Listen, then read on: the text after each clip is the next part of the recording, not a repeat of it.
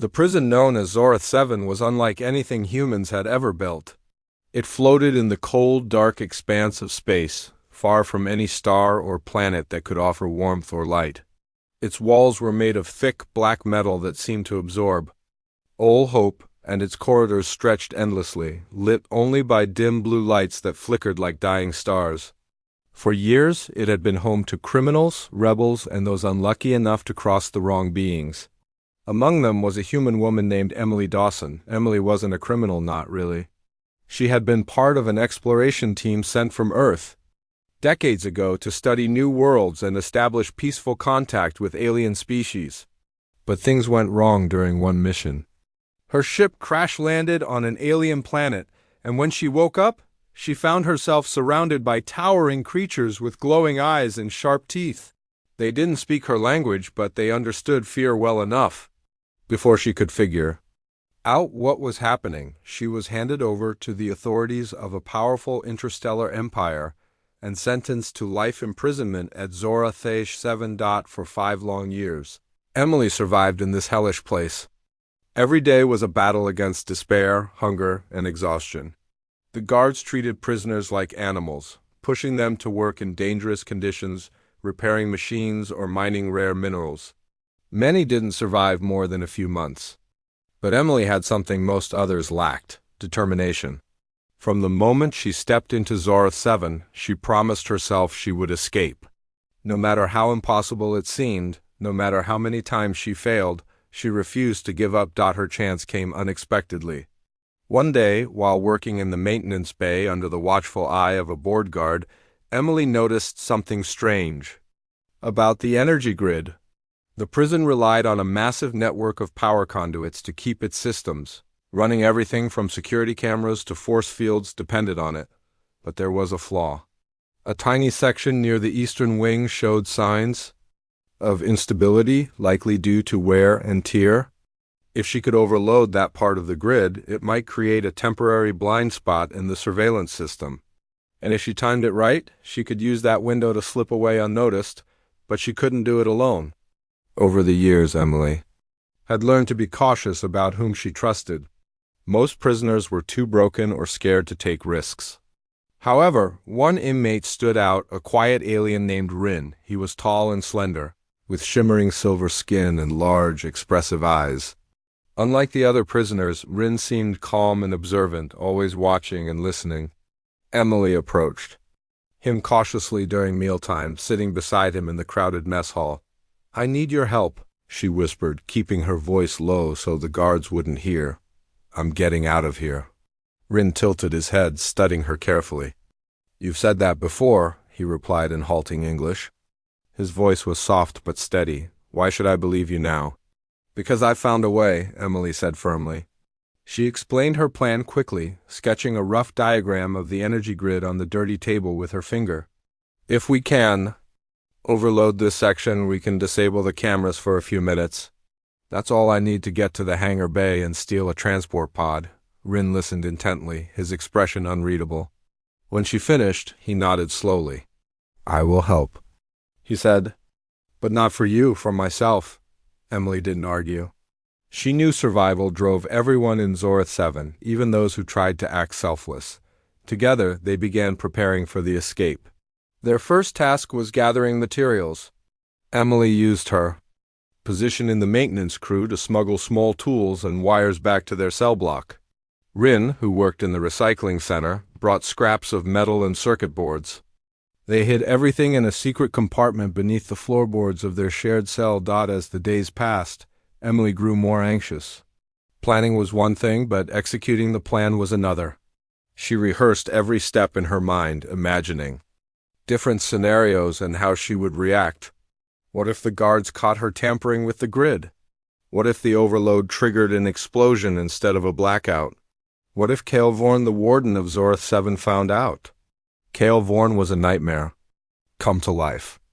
Tall and broad-shouldered, with pale gray skin and piercing red eyes, he ruled Zorath 7 with brutal efficiency. He had earned a reputation for crushing rebellions and punishing escape attempts without mercy. Rumors swirled among the prisoners about his past. Some said he was once a soldier. Others claimed he was an experiment gone wrong, but no one dared question his authority.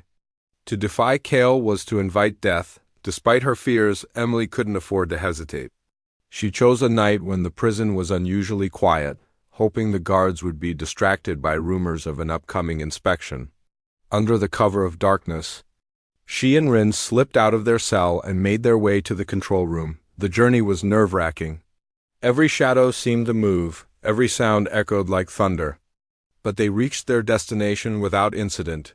Inside the control room, Emily got to work.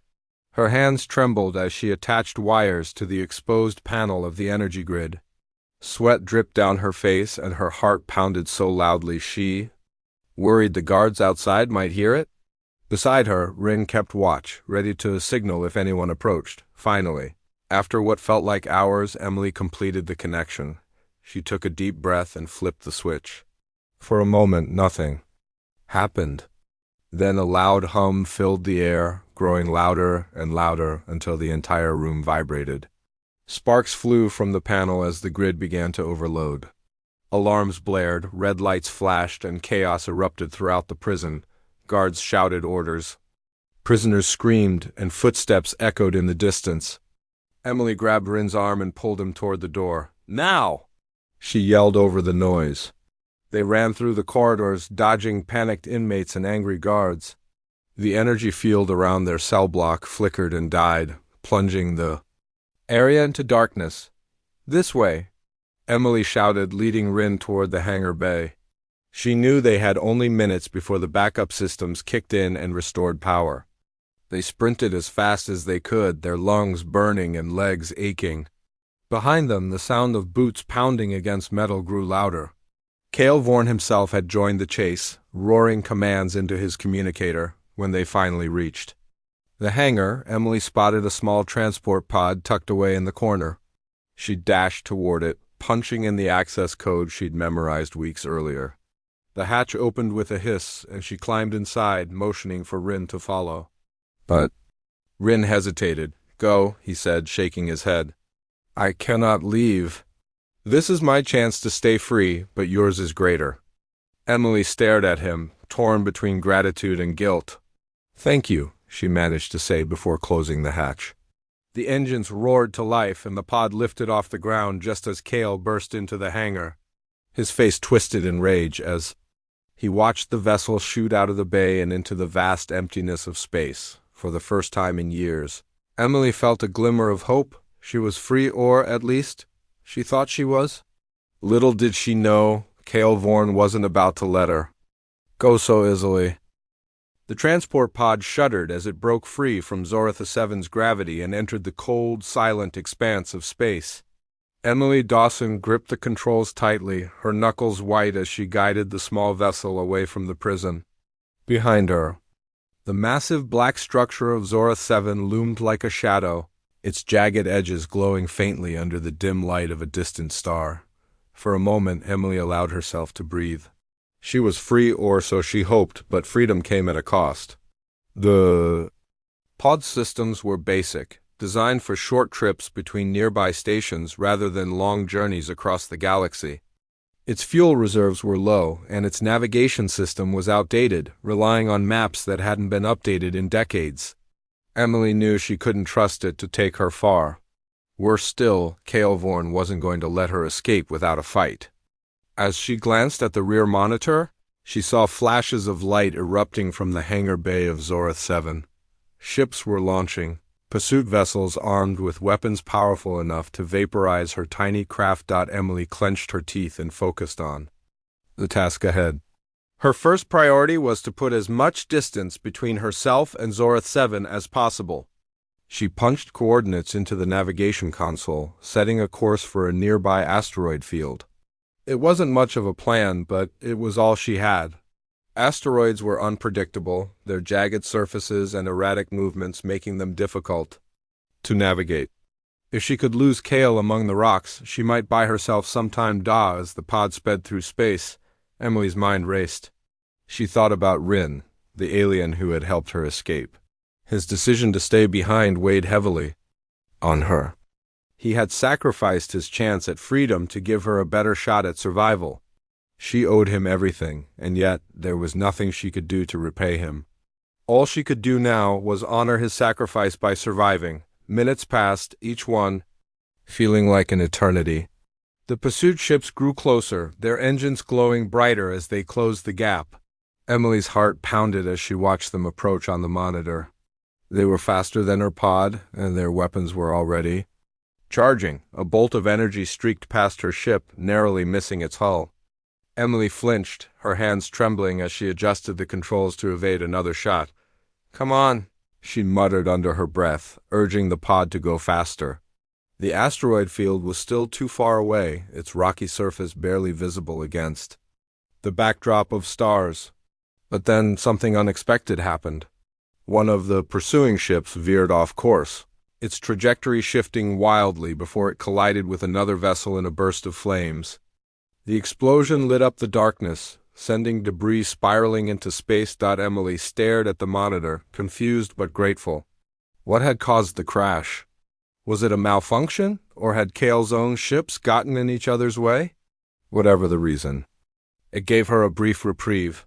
She seized the opportunity, pushing the pod to its limits as she raced toward the asteroid field. The jagged rocks loomed larger with every passing second, their surfaces pockmarked with craters and scars from centuries of collisions. When she finally reached the edge of the field, Emily slowed the pod and began weaving through the asteroids. The maneuver was risky. One wrong move could send her crashing into a rock or leave her stranded in the void, but she had no choice.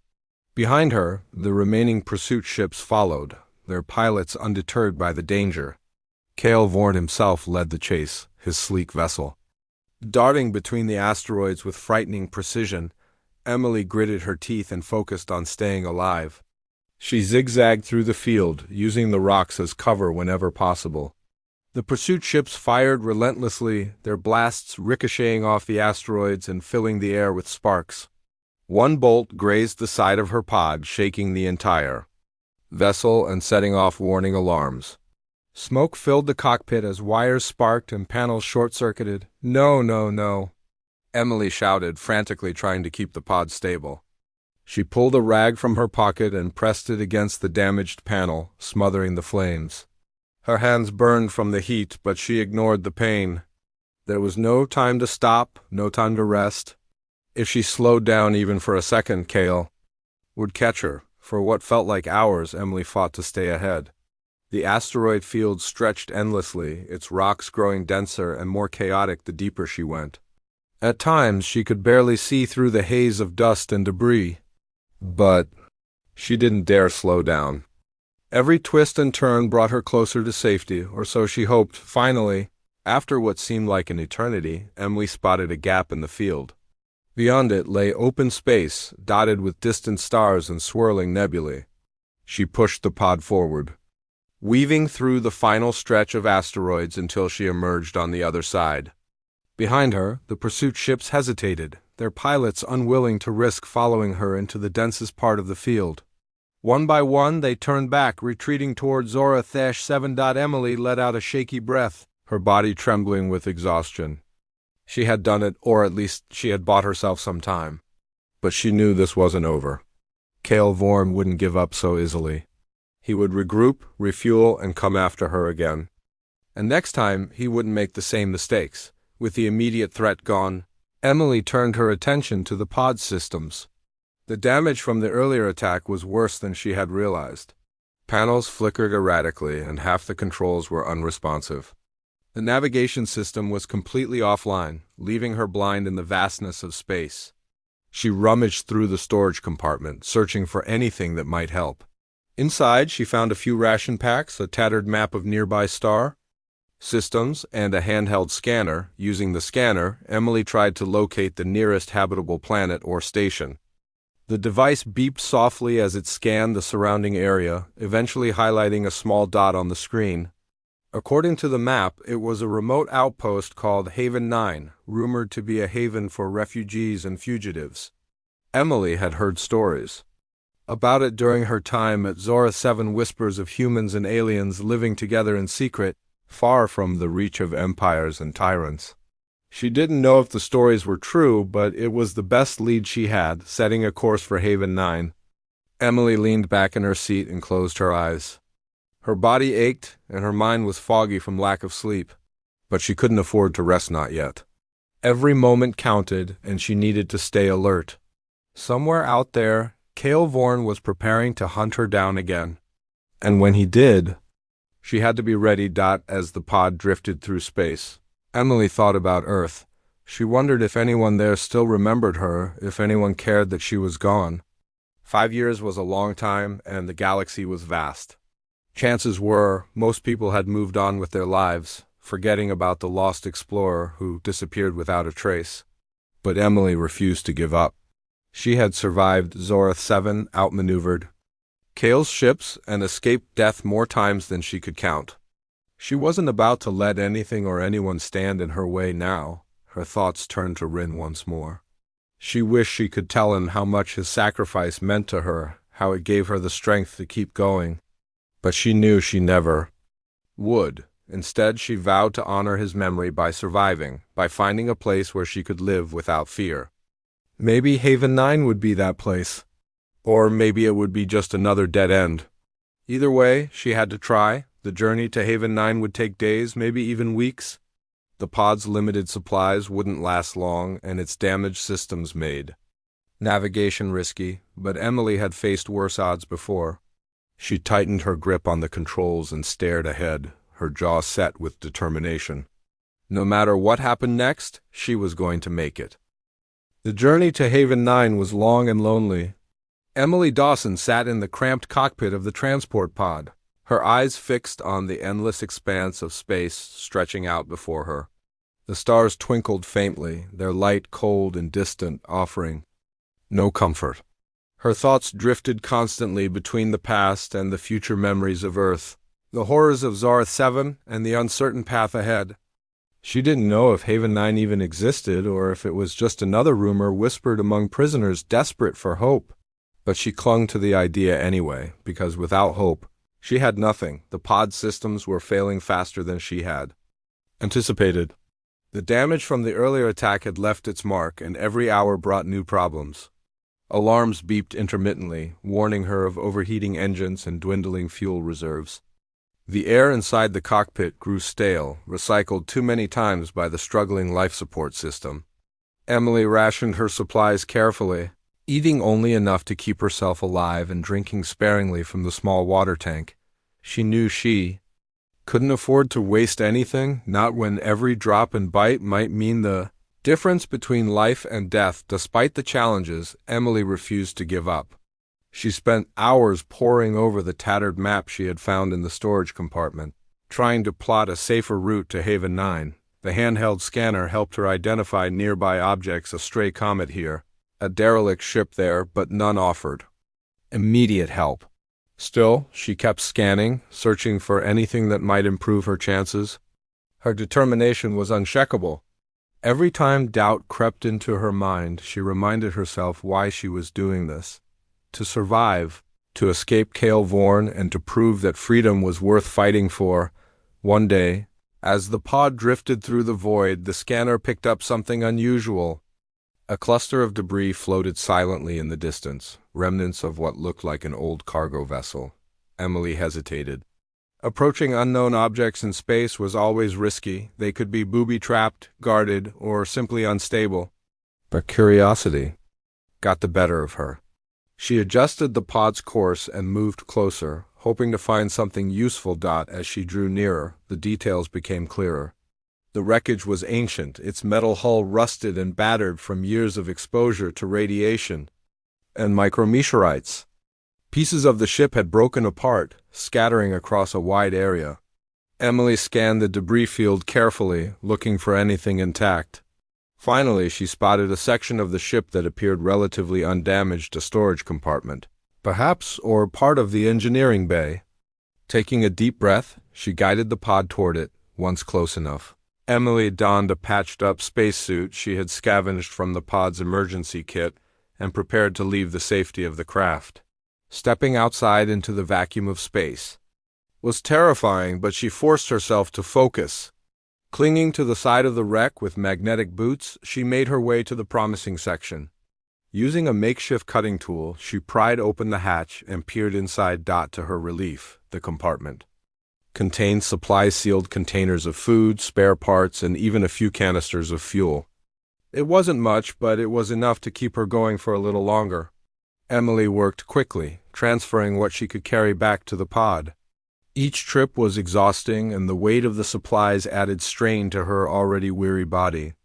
But she pushed through, driven by the knowledge that every item she salvaged brought her one step closer to survival. When she returned to the cockpit, Emily allowed herself a moment of rest. She ate a small portion of the newly acquired food, savoring the taste after days of bland rations. For the first time in what felt like forever, she felt a flicker of optimism. Maybe she really could make it to Haven 9. Maybe she could find a place where she belonged. But her optimism was short-lived. As she checked the scanner again, a blip appeared on the screen, a fast-moving object heading straight toward her. At first, she thought it might be a stray asteroid or a piece of space junk. But as it drew closer, its shape became clear. It was a ship, sleek and menacing, its design unmistakably familiar. Cale Vorn had found her. Panic surged through Emily, but she forced herself to stay calm. She couldn't outrun him, not in her damaged pod. Instead, she activated the pod's cloaking device, a feature she hadn't dared use until now because of its high energy consumption. The device hummed softly as it engaged, masking the pod from most sensors. It wouldn't fool Cale's advanced technology for long, but it might buy her some time. Cale's ship passed overhead, its engines roaring as it scanned the area. Emily held her breath, willing the pod to remain invisible. The seconds dragged on, each one feeling like an eternity. Then, just as suddenly as it had arrived, the ship veered away, disappearing into the distance. Emily exhaled slowly, her body trembling with relief. She had escaped for now, but she knew Cale wouldn't stop. He was relentless, driven by pride and a desire to crush anyone who defied him. This encounter was proof that he wouldn't rest until she was captured or dead. Emily realized she needed more than luck to survive. She needed a plan. Over the next few days, Emily worked tirelessly to prepare for the inevitable confrontation.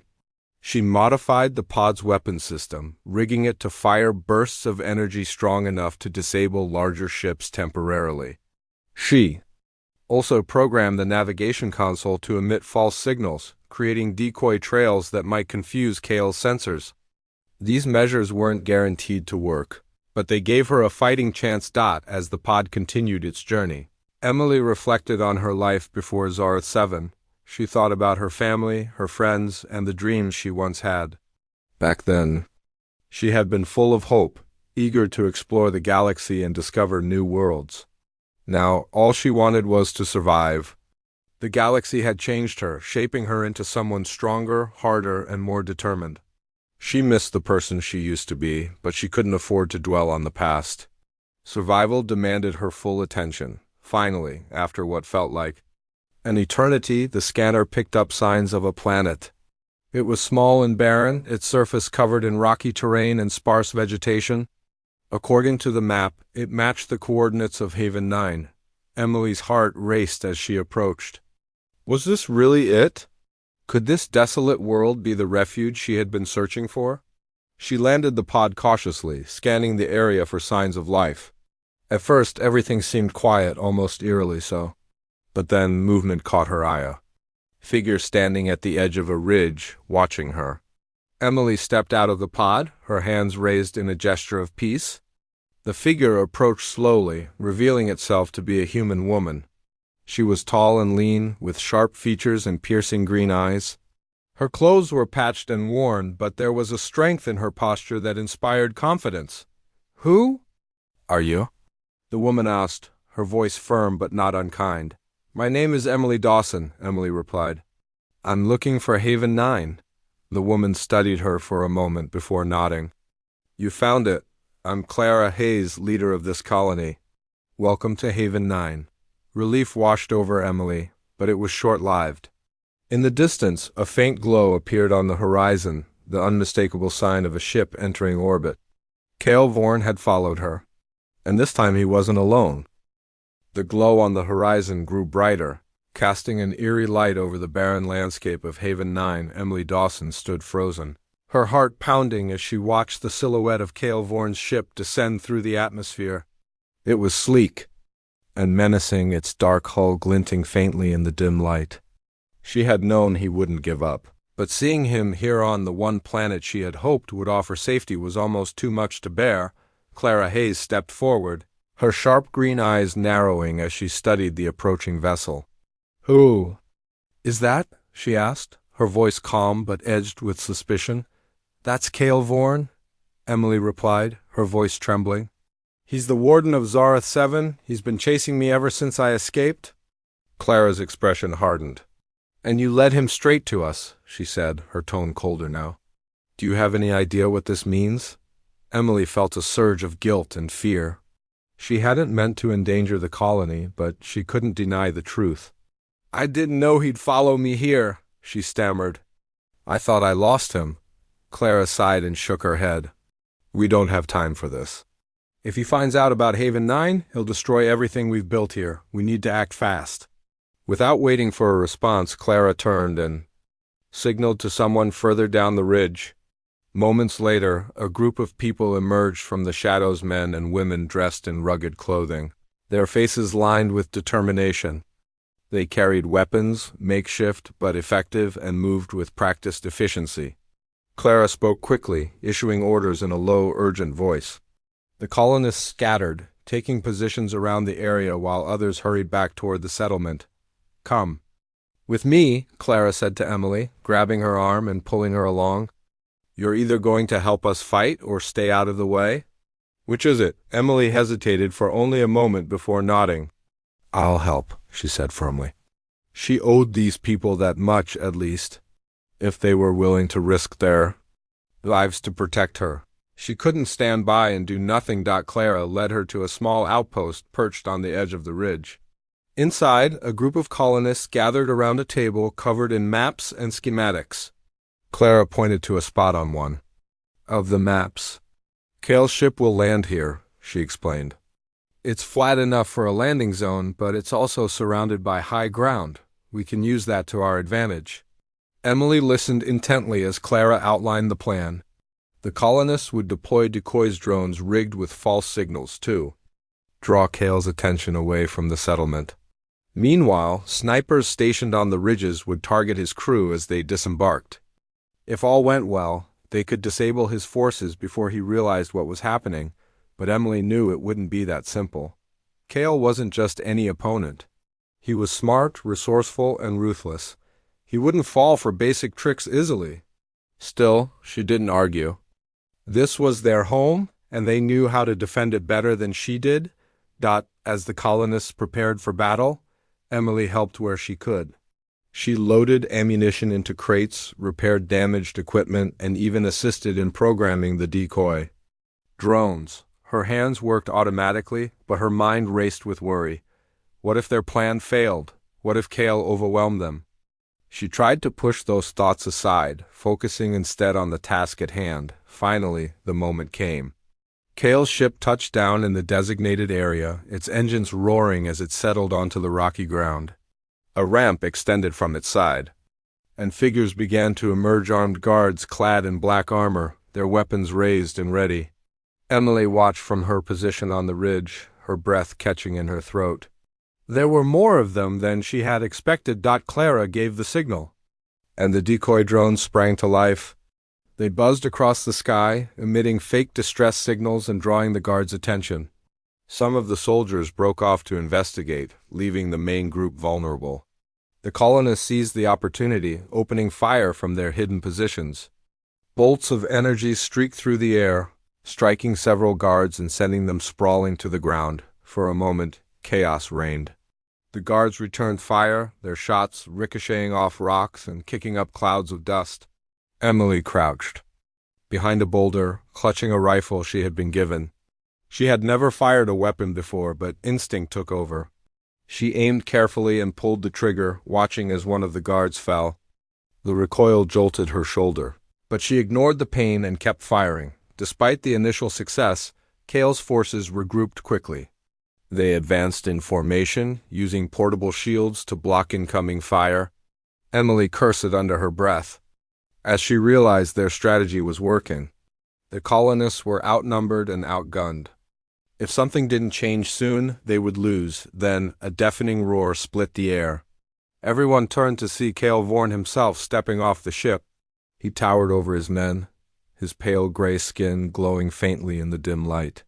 His red eyes scanned the battlefield, locking onto the ridge where Emily and the colonists were positioned. With a wave of his hand, he ordered his troops to charge. "This isn't good," Clara muttered beside Emily. "We need to retreat." "No," Emily protested. "If we run, he'll find the settlement. We can't let him get that far." Clara hesitated, then nodded grimly. "All right, but we need a new plan and fast." Emily thought quickly. Her pod was still nearby, hidden among the rocks. If she could reach it, she might be able to create a diversion. It wasn't much of a plan, but it was all she had. "Let me distract him," she said. "I'll draw his forces away from you." Clara stared at her, weighing the risks. Finally, she nodded. "Do it, but be careful." Emily didn't wait for further instructions. She slipped away from the ridge and sprinted toward the pod, ducking behind rocks to avoid enemy fire. When she reached it, she climbed inside and powered up. The engines? The pod roared to life, its systems groaning under the strain. Ignoring the warnings flashing on the console, she launched it into the air and headed straight for Kale's ship. The guards below scrambled to respond, their weapons trained on the pod as it zoomed past. Emily grinned despite herself. The distraction was working. She circled back around, firing the pod's modified weapons at Kale's forces. Explosions erupted on the ground, scattering the soldiers and forcing them to take cover. From her vantage point, Emily saw the colonists retreating toward the settlement, their movements swift and coordinated. She allowed herself a brief moment of relief, but it was short-lived. Kale's ship suddenly came alive, its turrets swiveling to track her pod. Energy bolts streaked through the air, narrowly missing her as she dodged and weaved. "You're persistent, human," Kale's voice crackled over the comms. "But your efforts are futile. Surrender now, and I may grant you a quick death." Emily clenched her teeth. "Never," she spat back. She pushed the pod to its limits, flying erratically to avoid being hit. The ship's sensors locked onto her, tracking her every move. She knew she couldn't keep this up forever. Just when it seemed like all hope was lost, a series of bright flashes lit up the horizon. The colonists had launched a counterattack, deploying EMP bursts to disable Kale's ship. Its engines sputtered, and the turrets went silent.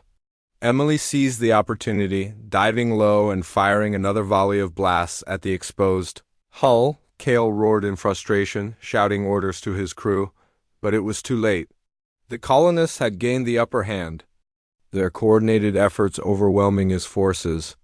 One by one, the guards fell back, retreating to the ship. Kale lingered for a moment longer, his red eyes burning with fury as he stared at Emily. Then, with a final glare, he turned and boarded the vessel. The ship's engines roared to life, once more lifting it off the ground and disappearing into the sky. Emily watched it go, her body trembling with exhaustion and adrenaline.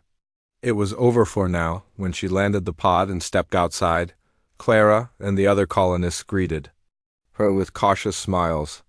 "You did well," Clara said, clapping her on the shoulder. "But don't think this earns you a free pass. You still put us in danger." Emily nodded, accepting the criticism. "I'm sorry," she said sincerely.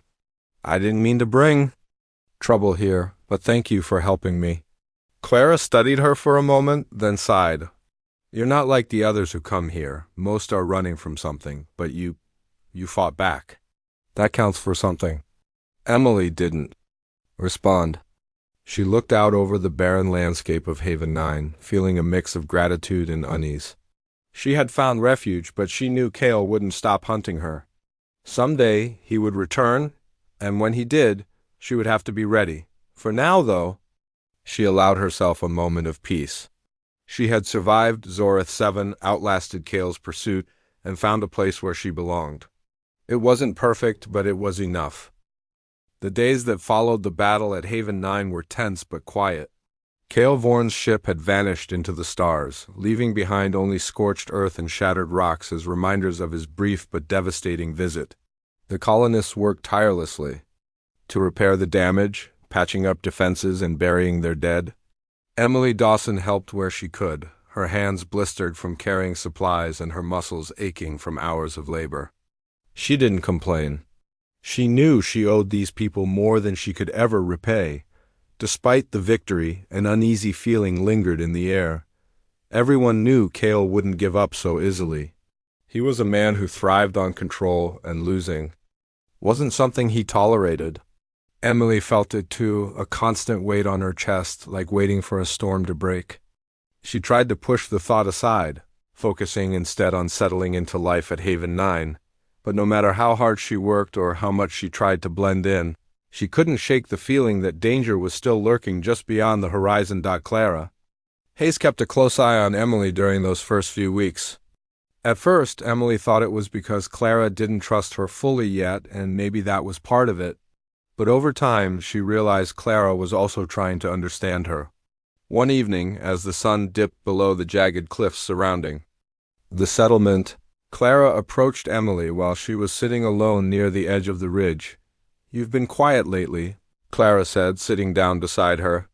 Her voice was softer than usual, less commanding and more curious. Emily shrugged. "Just thinking." "About what?" "About everything," Emily admitted. "Zorath 7, Cale. You guys, I don't know if I belong here." Clara frowned slightly. "Why do you say that?" Emily hesitated before answering. "I brought trouble to your doorstep. If it weren't for me, Cale wouldn't have found this place." Clara let out a low laugh, surprising Emily. "You think we're strangers to trouble? Haven 9 isn't some paradise hidden away from the galaxy. We chose this place because it's hard to reach and easy to defend. Trouble finds us all the time slavers, mercenaries, bounty hunters. You're not the first person to bring enemies here, and you won't be the last." Emily looked at Clara, searching her face for any sign of resentment or blame. All she saw was honesty. "Still," she said quietly, "I feel responsible."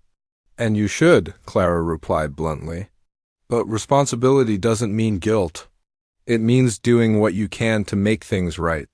You helped us fight back against Cale. That counts for something." Emily nodded slowly, absorbing Clara's words. Maybe she couldn't change the past, but she could focus on the future. For the first time since arriving at Haven 9, she allowed herself to imagine staying not just as a refugee, but as part of the community. Life at Haven 9 was harsh but rewarding. The colony operated like a well-oiled machine, with everyone contributing in their own way. Some tended crops in the rocky soil, coaxing meager yields from the unforgiving land. Others maintained the generators and water purifiers that kept the settlement running.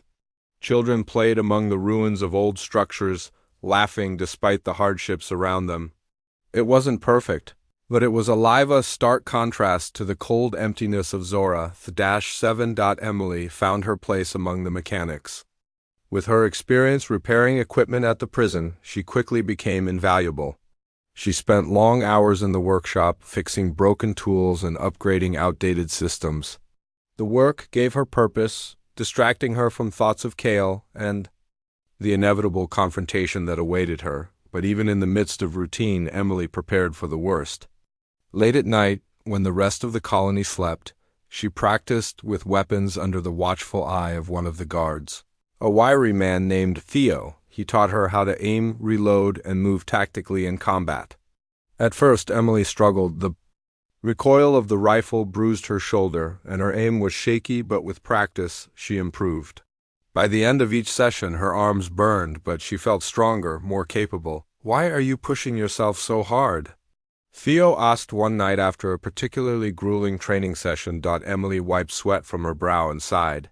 "Because Cale will come back, and when he does, I need to be ready." Theo nodded knowingly. "He's not someone you want to face alone? Trust me, kid, you'll need all the help you can get." "I know," Emily said softly. "That's why I'm doing this.